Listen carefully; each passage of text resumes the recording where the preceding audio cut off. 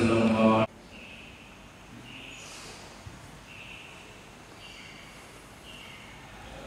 Bismillahirrahmanirrahim.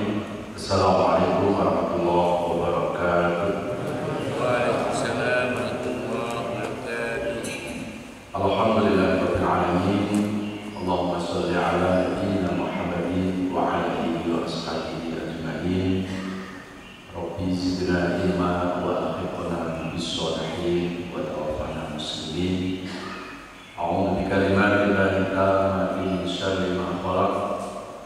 Bismillahirrahmanirrahim. La yadurru ma'asmihi syai'un fil ardi wa la fis samaa'i wa huwas samii'ul 'aliim. Hasbunallahu wa ni'mal wakeel. Ni'mal maula wa ni'mal nasir. La haula wa la quwwata illa billahil 'aliyyil 'azhim. Amma ba'd. Bapak Ibu jamaah salat subuh yang dirahmati Allah Subhanahu wa taala, kita bersyukur kepada Allah. Allah masih memberikan kesempatan kepada kita untuk menikmati indahnya kehidupan dunia ini. Mudah-mudahan nikmat hidup yang masih Allah berikan kepada kita ini bisa kita manfaatkan untuk memperbaiki diri kita, untuk mendekatkan diri kepada Allah Subhanahu wa taala. Karena semua nikmat yang Allah berikan kepada kita kelak di hadapan Allah akan ada pertanggungjawaban. Jadi tidak ada nikmat yang Allah berikan kepada kita ini cuma-cuma. Tidak ada nikmat yang Allah berikan kepada kita ini yang gratis. Ada pertanggungjawaban kelak di hadapan Allah. Summa latus'alunna yauma idzin 'anil na'im. Pasti semua kenikmatan yang Allah berikan kepada kita ada hisab, ada pertanggungjawaban di hadapan Allah. Kama qala Nabi sallallahu alaihi wasallam, la yazal qadama 'abdi hatta tus'ala an arba'in. Tidak akan berjalan dua telapak kaki manusia pada hari kiamat kecuali akan ditanya oleh Allah 4 perkara. Ini pertanggungjawaban kita. Apa 4 perkara itu? Kita akan ditanya oleh Allah tentang umur kita. Fi ma'afna. Umur yang Allah berikan kepada kita ini kita habiskan untuk apa? Setiap detak jantung, hembusan nafas kita itu nanti akan ditanya oleh Allah. Kemudian yang kedua, fi ilmu. Kita setiap ikut kajian, maka ilmu yang sudah kita pahami ini mampu tak membawa perbaikan-perbaikan diri kita. Kita ngaji ini hanya menggugurkan kewajiban, atau kita ngaji ini sebetulnya membawa perbaikan. Kalau mengaji itu hanya menggugurkan kewajiban, maka ilmu itu tidak akan memberi manfaat, dan ilmu itu tidak akan memberikan kebaikan-kebaikan terhadap diri kita. Yang disebut ilmu manfaat itu bukan ilmu yang tinggi, bukan ilmu yang banyak, tapi ilmu yang manfaat itu semakin orang itu tambah ilmunya, semakin tambah kebaikan-kebaikan. Itu yang disebut dengan ilmu manfaat. Kemudian yang ketiga akan ditanya oleh Allah fi ahli, keluarga kita. Ya, karena kalau Allah Taala sebagaimana firman Allah yang Allah jelaskan dalam surat At-Tahrim surat 66 ayat 6, ya ayyuhalladzina amanu qu anfusakum wa ahlikum. Jadi kita akan ditanya keluarga kita. Ya, maka sebagai orang tua kita nggak boleh puas kalau orang tua hanya baik untuk diri sendiri, tapi orang tua juga harus memberi jalan kebaikan buat keluarganya. Orang tua yang baik bukan orang tua yang cari surga sendiri, tetapi orang tua yang selalu menjadi jalan ke surga buat anak dan keluarga. kiamat kita akan dimintai pertanggungjawaban oleh Allah fi mali, harta. Kalau harta ini agak menarik. Kalau umur, ilmu, kemudian keluarga kan satu pertanyaan. Tapi kalau harta itu dua pertanyaan. Min aina, dari mana harta kita peroleh? Kita dapat harta ini dengan cara halal atau haram? Kalau sudah dapat harta, ada pertanyaan berikutnya. Dikemanakan harta ini? Maka setiap kita mendapatkan nikmat berupa harta, pastikan kita mendapatkan harta itu tidak dengan cara yang curang, tidak dengan cara yang haram. Dan setelah kita mendapatkan harta itu kita berikan kepada orang-orang yang memang membutuhkan. Jadi kadang Allah itu memberikan rezeki, Pak, orang-orang miskin di sekitar kita itu melalui kita. Jadi kalau kita tidak memberikan sedekah kepada orang-orang miskin itu, berarti kita telah maling, kita telah menjadi orang koruptor, ya, mengkorupsi uangnya orang-orang miskin. Ya. Kalau orang miskin korupsi, ya, karena mungkin nggak bisa makan. Ya. Tapi kalau orang kaya tega mengkorupsi hartanya orang-orang miskin, itu kan pertama dia tidak bersyukur, dan yang kedua dia telah mengambil hak orang. Ya, Bapak sekalian yang dirahmati Allah Subhanahu wa taala. Kita pada subuh kali ini akan membahas atau akan mentadabburi Al-Qur'an surat At-Taubah surat 9 ayat yang ke-71. Surat 9 ayat 71. A'udzu billahi minasyaitonir rajim.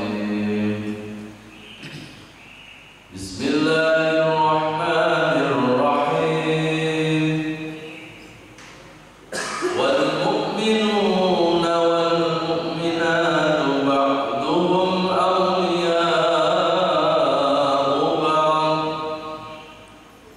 Ya'muruna bil ma'ruf wa yanhauna 'anil munkar wa yuqimuna as-salata wa yu'tuna az-zakata wa yuti'una Allaha wa rasulahu ulaika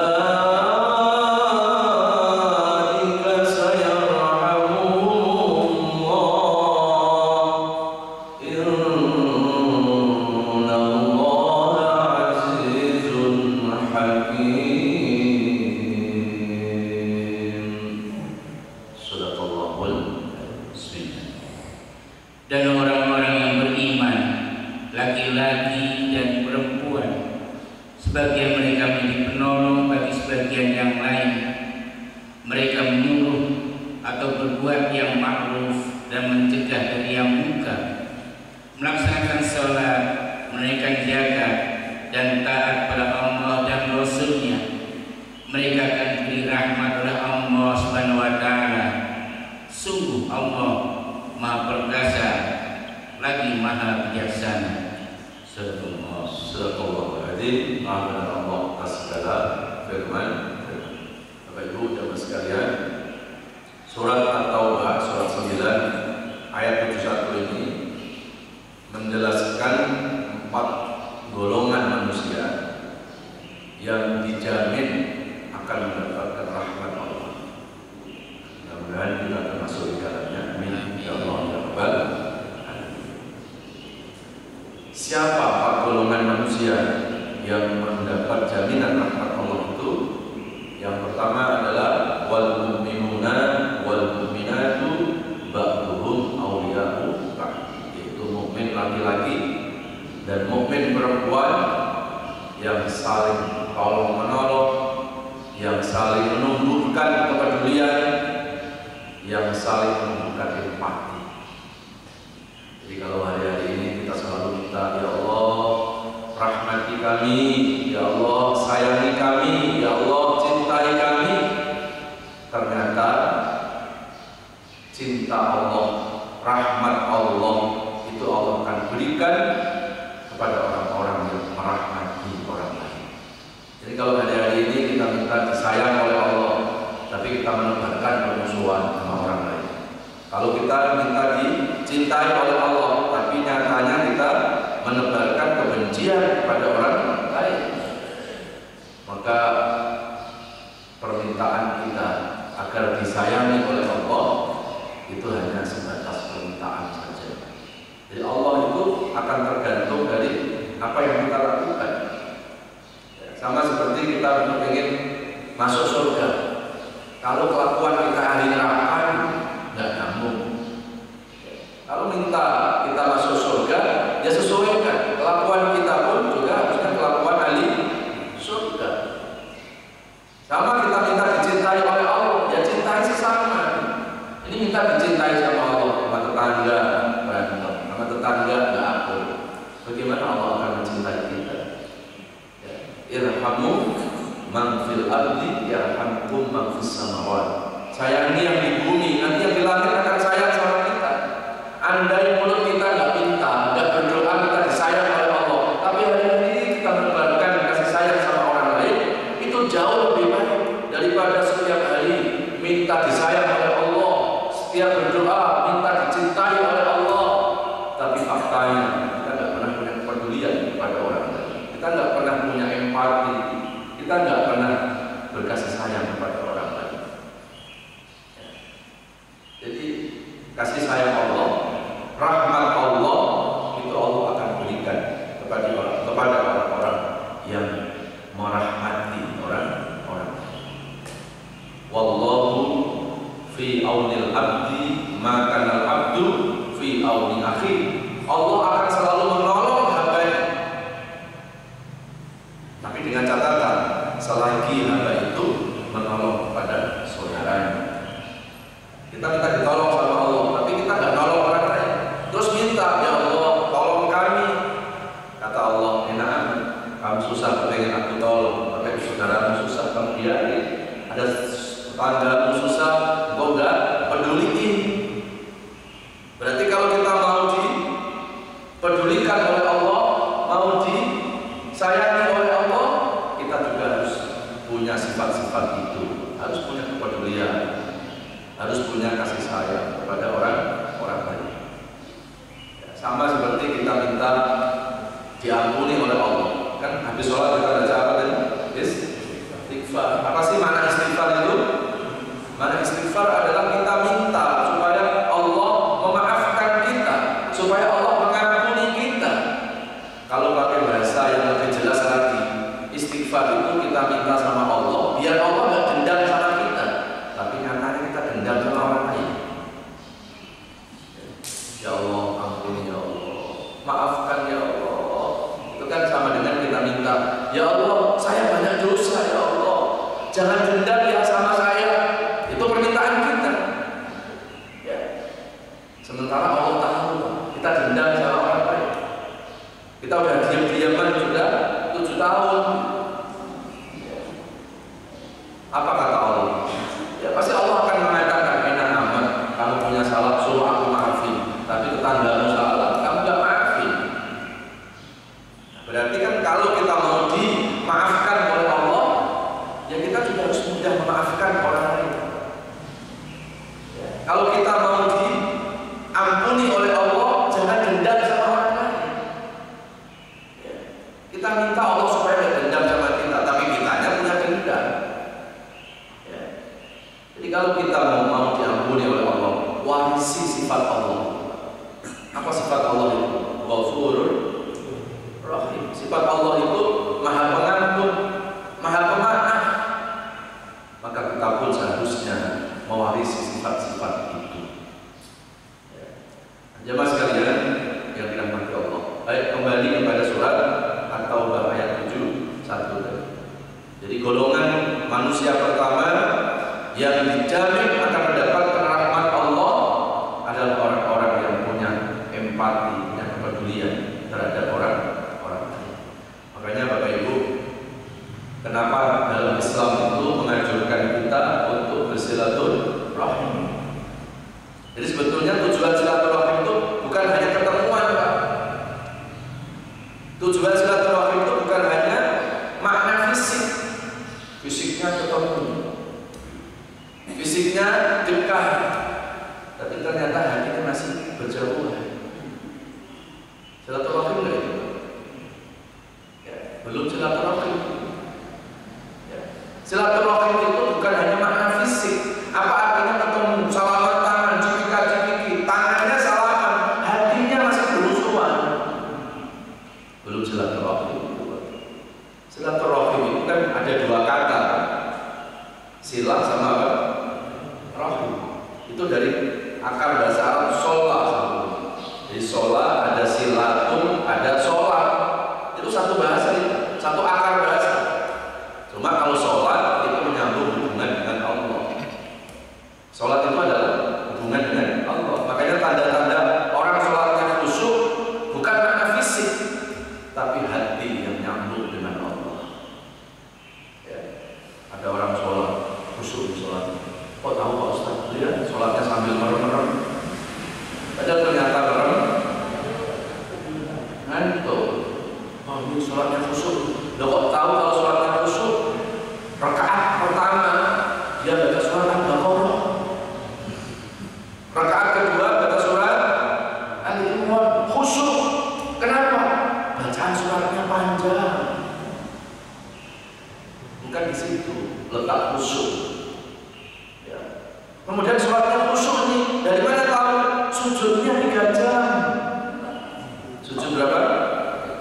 Terus kita bilang ini khusyuk.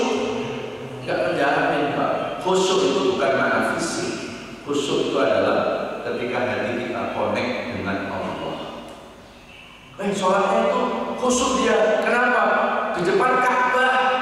Ini sering banyak orang kalau mau khusyuk sholatnya katanya di depan Ka'bah sholatnya biar khusyuk.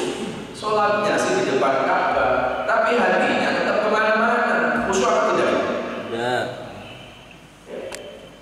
Jadi khusyuk itu bukan makna fisik, Pak. Khusyuk itu adalah hati yang nyambung dengan Allah. Makanya dinamakan sholat. Sholat itu dari kata-kata sholat, sama silaturahmi ada kata silah. Sholat itu satu akar bahasa. Ya. Jadi orang yang sholatnya khusyuk bukan makna fisik, tapi hati yang selalu nyambung dengan Allah. Ini dijelaskan dalam surat Al-Baqarah surat kedua 45-46 ya. Ya ayyuhalladzina ista'inu bis-sabri was-shalah wa innaha lakabiratun illa 'alal khashi'in alladzina yadhunnuna annahum mulaqu rabbihim wa annahum ilaihi raji'un. Minta tolonglah kepada Allah dengan sholat, dengan sabar dan sholat. Sungguh sholat itu sangat berat kecuali untuk orang yang khusyuk. Siapa orang yang khusyuk itu? Dua ciri-cirinya itu, yaitu orang-orang yang sholat dia merasa mulaqu rabbihim, dia merasa dihadiri oleh Allah. Allah hadir dalam hatinya. Ada orang sholatnya dileduk, tapi ketika sholat hatinya nyambung dengan Allah, itu khusyuk. Itu lebih baik daripada orang yang sholat di depan Ka'bah tapi hatinya kemana-mana. Ya. Jadi khusyuk itu hati yang nyambung dengan Allah. Terus yang kedua ada orang khusyuk apa? Wa annahum ilaihi raji'un. Dan saat sholat dia ingat matinya. Nah, sekarang sholat yang kita ingat apa? Ya, jadi sebetulnya kalau kita kepengen tahu, Pak Ustaz, sholat khusyuk apa enggak? Jangan orang lain yang ditanya. Tanya diri kita. Iya ya. Sholat khusyuk itu di Al-Baqarah 45-46 itu tanda pertama ketika sholat merasa dihadiri oleh Allah. Apa yang saya hadirkan di saat sholat? Ya, kalau tadi sholat subuh yang Bapak Ibu hadirkan, kita pagi sarapan apa? Ya, yaitu nilai sholat kita. Ibu-ibu ketika sholat ingat jemuran, ya itulah nilai sholat kita. Jadi yang menjadi ukuran khusyuk itu adalah apa yang kita hadirkan di saat sholat di dalam hati kita. Ya. Kemudian yang kedua, wa Jadi kalau sholat subuh Pak, tadi ini kita merasa seolah-olah sholat subuh itu sholat yang terakhir dalam hidup kita. Seolah-olah ketika kita baca Assalamualaikum warahmatullahi wabarakatuh, seolah-olah malaikat Israil itu sudah di sebelah. Seolah-olah malaikat Israil sudah ada di sebelah kita. Begitu selesai sholat, seolah-olah Israil langsung cabut nyawa kita. Kira-kira berani nggak kita sholat pikiran kemana-mana? Ya, kita lihat Israil di sebelah. Ya udah siap-siap mau mencabut nyawa kita. Ini tanda orang yang musuh. Jadi kata sila sholat itu dari akar bahasa Arab yang sama. Cuma kalau sholat nyambungnya dengan Allah, kalau silaturahim kan dihubungkan dengan rahim kan? Atau silaturahmi sama itu. Ya, menghubungkan kasih sayang. Atau kalau mau diartikan rahim dengan makna bahasa Indonesia, bukan makna bahasa Arab. Rahim itu dari mana? Makna bahasa Indonesia itu mengingatkan kita sama-sama manusia yang keluar dari rahim. Jadi kalau sama-sama keluar dari rahim, berarti pertajam dong persamaan, jangan pertajam perbedaan. Itu kalau diartikan dengan bahasa Indonesia. Ya, kan sama-sama kita keluar dari apa? Dari apa? Rahim. Dari tempat yang sama. Berarti harusnya pertajam persamaan. Itu esensi silaturahmi, Pak. Jangan pertajam perbedaan. Hari ini banyak orang ingin bersilaturahmi, Pak, tapi selalu yang diangkat-angkat perbedaan terus. Ya bagaimana bisa bersilaturahmi? Silaturahmi itu mempertajam persamaan, tidak mempertajam perbedaan. Oke, saya beda sama tetangga sebelah. Kenapa beda? Tetangga sebelah non Muslim, saya Islam. Gak usah lihat perbedaannya, lihat kesamaannya. Sama-sama keluar dari rahim dia, sama-sama dia manusia, kita manusia. Maka kalau kita disakiti, kita tidak mau, ya nggak boleh menyakiti dia, karena kita sama-sama manusia. Aku beda dengan tetangga sebelah. Kenapa? Beda fikih, beda cara ibadah. Itu perbedaannya. Tapi kan sama-sama umat Islam, Tuhannya sama, nabinya sama, Qurannya sama, kitabnya sama, kiblatnya sama. Bukan Ahmadiyah, bukan Syiah. Kenapa hanya gara-gara beda fikih langsung kita saling menjudge? Yang lebih sedih sampai saling menyesatkan. Yang disesatkan saudara muslimnya sendiri. Berarti belum silaturahim itu. Kalau orang silaturahim itu selalu dia mempertajam persamaan, tidak mempertajam perbedaan. Karena kalau kita pertajam perbedaan, Pak, sampai kiamat nggak selesai perbedaan. Ya. Karena perbedaan itu sunatullah. Loh, kok bisa Pak Ustaz mengatakan perbedaan sunatullah? Ya kita lahir di dunia saja adanya perbedaan. Bapak sama ibu kita berbeda nggak? Iya. Coba kalau sama gimana? Ya. Kalau sama gimana? Ya, nggak lahir kita. Ya. Jadi kita lahir itu karena ada produk berbeda. Ada perbedaan, lahirlah kita manusia. Begitu udah jadi manusia, kita suka maksa orang harus sama dengan kita, nggak bisa. Nggak bisa. Ya. Pertajam persamaan. Dan sebetulnya perbedaan itu sangat-sangat sedikit, tidak sebanding dengan persamaan. Persamaan kita masih banyak, dan satu saja putus persamaan. Ya, harusnya kan ya perbedaan ya hanya 1-2, tapi persamaannya masih banyak. Harusnya yang dilihat persamaan. Ya, jemaah sekalian yang dirahmati Allah. Jadi kenapa Islam itu menganjurkan silaturahim, Pak? Sebetulnya ini ada tujuannya apa? Supaya saling menumbuhkan empati itu, supaya menumbuhkan kepedulian. Ya, sholat berjamaah. Ya, kalau kita lihat dari aspek fikih, ya pahalanya pasti lebih besar daripada sholat sendiri. Dari unsur fikihnya bahwa berjamaah itu mendatangkan pahala yang lebih besar daripada sholat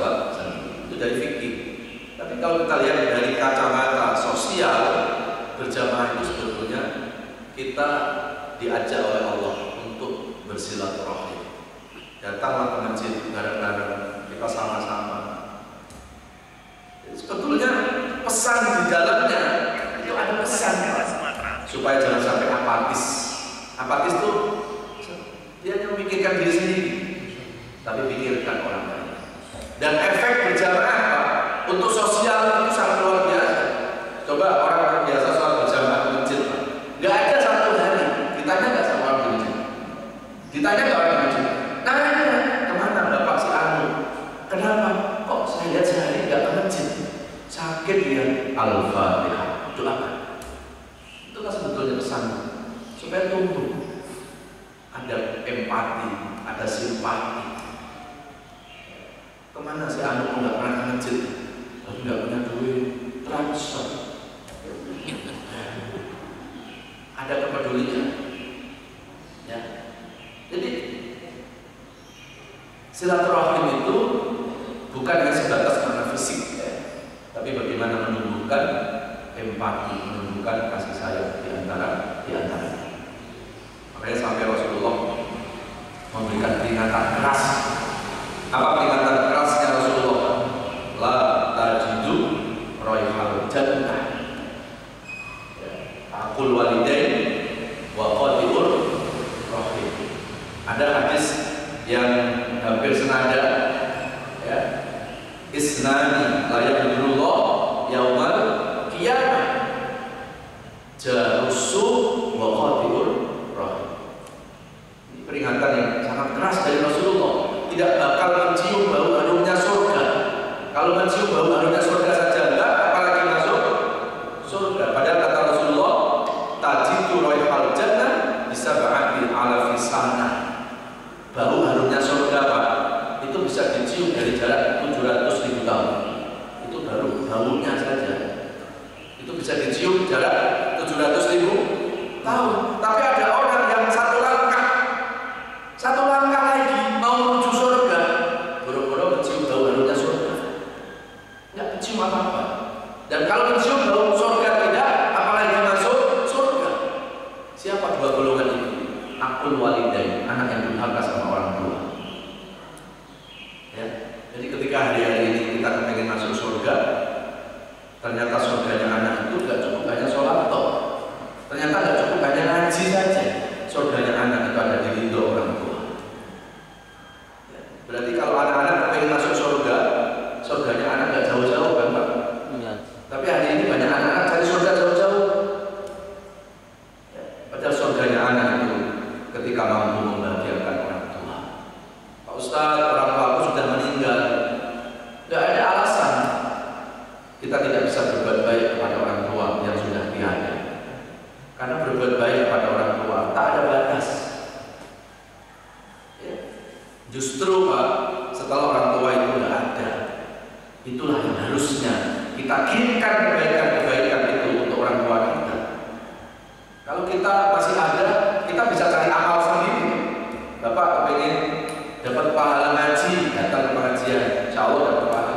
Bapak kepengen dapat pahala sholat berjamaah, bisa datang ke masjid. Lah kalau orang tua kita sudah meninggal dunia di alam kubur sana, dari mana amal kebaikannya lagi? Kalau bukan dari anak-anak yang masih hidup. Ya. Jadi justru ketika orang tua itu sudah tidak ada, kita harus banyak-banyak berbuat kebaikan kepada orang tua kita. Ya.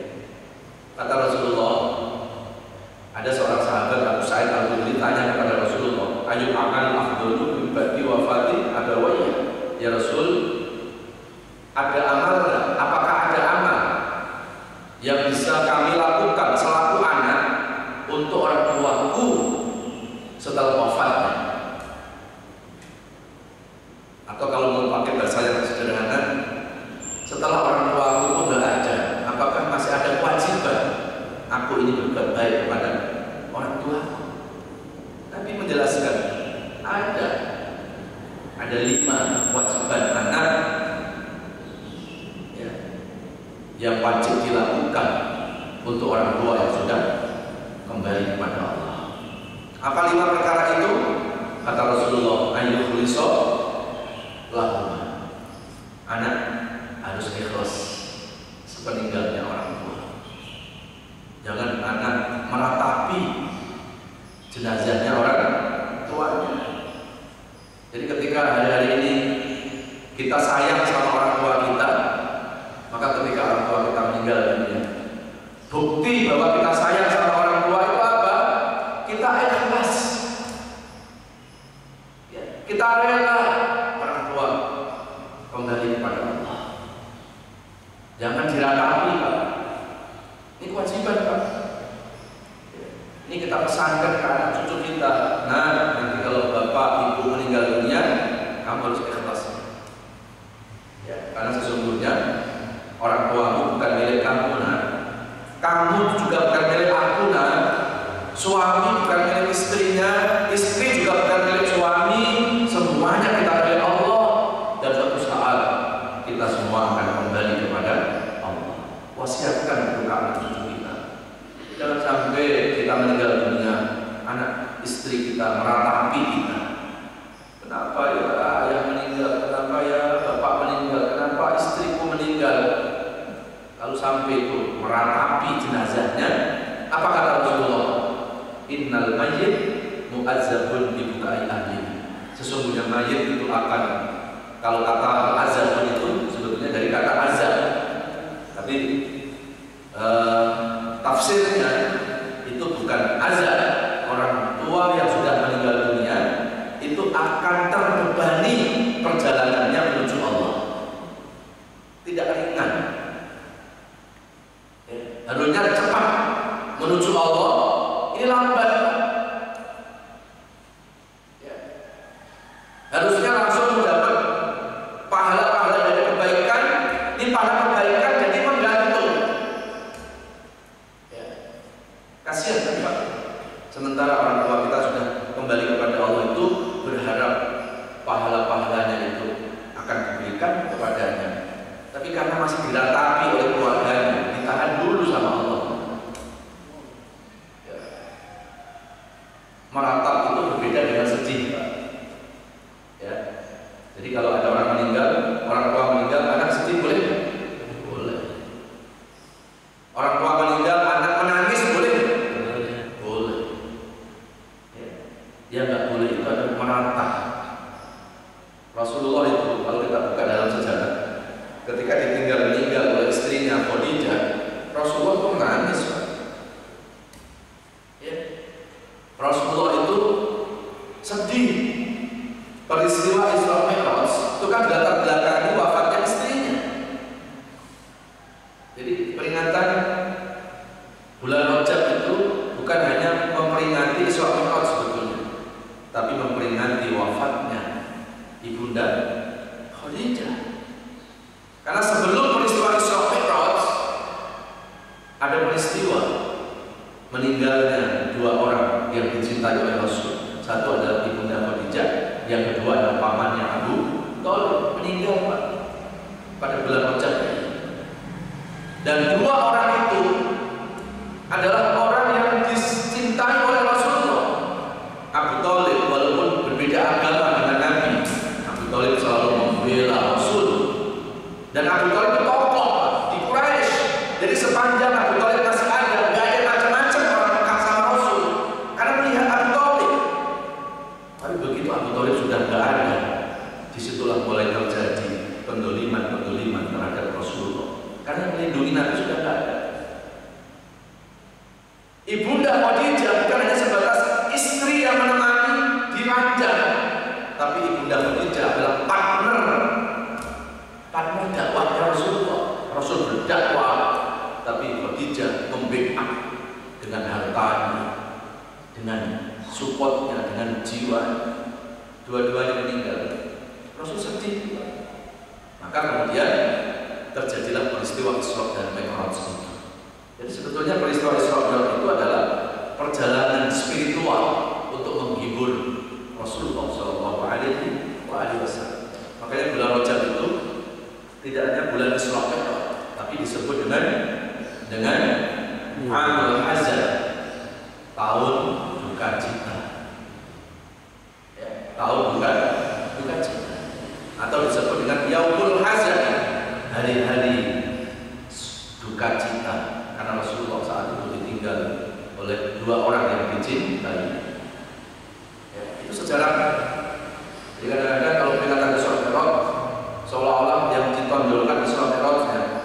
Padahal asbabul urutnya itu ada peristiwa-peristiwa yang membuat Rasulullah itu bersedih. Rasulullah ketika meninggal Ibunda Khadijah, Pak, Rasul menangis. Sampai sahabat-sahabat itu bertanya sama Rasulullah, "Ya Rasulullah, lima bakaita bakaan syadida?" Kenapa aku menangis dengan tangisan yang dahsyat ya Rasulullah? Bukankah engkau melarang orang menangis jenazah? Ini pertanyaan sahabat. Dan Rasulullah menjawab, "Wahai sahabatku, aku menangis bukan karena aku meratapi istriku, tetapi aku menangis. Aku sedih. Aku ingat kebaikan-kebaikan istriku yang aku belum mampu untuk membalasnya." Ya. Jadi Bapak kalau istrinya meninggal, nangis boleh, Pak. Ya. Nangis apa? Boleh. Boleh. Ya. Nangisnya kenapa? Nangisnya sedih atau nangisnya karena saking senangnya, itu kan bisa. Nangisnya karena cantik. Kadang mengantar jenazah kuburan istrinya, orang lain sudah pada pulang, si suami nggak pulang. Tungguin Nungguin di atas kuburannya sih keberangkut.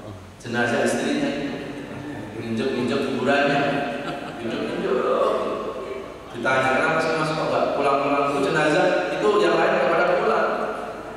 Kata suaminya, "Aku lagi nginjek kuburan istriku." Kenapa? Biar padat. Biar nggak bisa keluar lagi. Biar apa? Enggak, bapak di sini. Ini saya cerita bapak di mana? Di Jerman mana? Kenapa jauh? Jadi nangis boleh, Pak. Sedih boleh, itu manusiawi kan? Kata Rasulullah, mata itu punya hak untuk mengeluarkan air mata, hati juga punya hak untuk bersedih. Boleh. Yang tak boleh itu adalah meratap. Meratap itu nggak ridho. Ya. Rasulullah itu menangis, sedih. Tapi sedihnya Rasulullah bukan meratapi, tapi ingat kebaikan-kebaikan istrinya yang belum mampu dibalasnya. Ya, mas sekalian, yang dirahmati Allah Subhanahu wa Ta'ala. Kemudian yang kedua, kewajiban anak terhadap orang tua yang sudah meninggal dunia. Yang kedua, ayyasila qorobatin, sambung tali silaturahim terhadap kerabat-kerabatnya orang tua kita. Kadang orang tua kita masih ada, Pak, hubungan silaturahim dengan kerabat, dengan adik, dengan om, dengan tante, akrab. Orang tua yang meninggal, anak-anaknya kurang ya, berhubungan lagi, kurang hubungan silaturahimnya dengan kerabat-kerabat orang tua. Berarti ketika anak itu menyambung hubungan dengan kerabat-kerabat orang tuanya, ini orang tua di alam kubur tersenyum, Pak, bahagia, karena kebaikan anak ini akan dialirkan untuk orang tua di sana. Makanya kan kalau kita buka hadis, 3 amalan yang akan dibawa oleh orang meninggal dunia. Pertama, sedekah jariah. Kedua, ilmu yang manfaat. Ketiga, anak yang soleh yang mendoakan orang tua. Anak yang soleh yang mendoakan orang tua. Berarti 2 poin. Berarti gak cuma doanya, tapi perilaku soleh dari anak itu akan sampai ke orang tua. Ini kadang-kadang perilaku soleh enggak, tapi setiap sholat berdoa terus. Pertanyaannya, Pak, gimana kita bisa menyelamatkan orang tua sementara anaknya nggak bisa nyelamatin dirinya sendiri? Ya nggak bisa. Ya, kalau kita mau menyelamatin orang tua kita, selamatin diri sendiri. Kalau anak pengen sampai doanya kepada orang tua, maka solehkan perilakunya dulu. Maka kalimat itu anak soleh itu 1 poin. Yang kedua, mendoakan orang tua. Ini kadang-kadang diambil yang terakhir, Pak. Yang penting aku doain orang tua. Rabbi ighfirli wa li walidayya warhamhuma kama rabbayani shaghira. Tetap mabuk juga itu. Tetap masih senang berbuat dosa juga. Terus berdoa, ya Allah, selamatin orang tuaku. Kata Allah, enak amat kamu minta orang tua diselamatin. Kamu sendiri aja tidak bisa selamat. Berarti kalau kita selamatin orang tua kita, selamatin diri kita. Melalui apa? Melalui memperbaiki perilaku kita, solehkan perilaku kita. Jamaah sekalian yang dirahmati Allah, Pak, hari ini Bapak Ibu ngaji kayak begini, orang tua dalam kubur bahagia. Sekarang karena kebaikan hari ini, kebaikan kita, perilaku soleh dari anak itu, sekarang Allah alirkan untuk orang tua kita sudah kembali kepada Allah. Yang kasihan kalau anak-anak itu tidak punya perilaku soleh. Sementara setelah kuburannya Pak, setiap hari dapat kiriman terus Pak, orang tua kita hanya melongo. Enak kamu ya, setiap hari dapat kiriman, anakmu ada 12-nya soleh semua. Ini anakku, ya, tidak ada yang soleh. Apa nggak kasihan kita? Ya. Nah, jadi kalau kita sayang sama orang tua, pertama tadi ikhlaskan sepeninggalnya, kedua sambung tali silaturahmi dengan kerabat orang tua. Datang untuk om tante kita. Kalau perlu ajak makan, senangin tuh kerabat orang tua kita. Ini akan membahagiakan orang tua yang sudah kembali kepada Allah. Ya, kemudian yang ketiga apa? Wa ayyuta dainahum, lunasi hutang-hutang orang tua. Jika orang tua punya hutang, kewajibannya ahli waris untuk melunasi hutang-hutang. Inna amal al-mayyit mu'allaqun baina as-sama'i wal ardi hatta yuta dainu. Sesungguhnya mayit itu amalnya masih bergantungan antara bumi langit, belum sampai kepada Allah. Kalau masih punya hutang yang belum dilunasi oleh keluarganya. Jadi jangan ada sepele hutang. Maka mumpung kita belum meninggal, kita ingat dulu punya hutang sama siapa. Kalau bisa lunasi sekarang. Kalau enggak, wasiat kepada anak istri kita. Nah, dulu waktu kamu mau kuliah, bapak lagi nggak ada duit, bapak pinjam ke sini. Ya. Sekarang kamu sudah selesai kuliah, kamu sekarang sudah bekerja, tolong ya anak bantu bapak. Jangan sampai nanti kalau bapak sudah meninggal dunia, amalnya nggak sampai. Amal bapak masih bergantungan antara bumi langit kalau belum dilunasi hutang. Ya. Jadi jangan sepele masalah hutang. Kemudian yang berapa? Yang kelima ya. Yang kelima adalah wa ayyatu Allah. Doakan orang tua kita. Bisa berdoa Allahumma fil lahum warhamhum wa'afi'u anhum, atau tetap dengan berdoa Rabbi fil walidayya warhamhuma kama rabbayani shaghira. 5 kewajiban ya. Orang tua, 5 kewajiban anak untuk orang tua yang sudah meninggal. Baik, sudah jam 6. Ini masih ada 3 lagi sebetulnya. Nanti lanjut bulan depan. Ya, ada 4 kan yang menjamin rahmat Allah, tadi baru 1 saja. Mudah-mudahan apa yang saya sampaikan ada. Ada yang mau bertanya? Belum. Baik, kami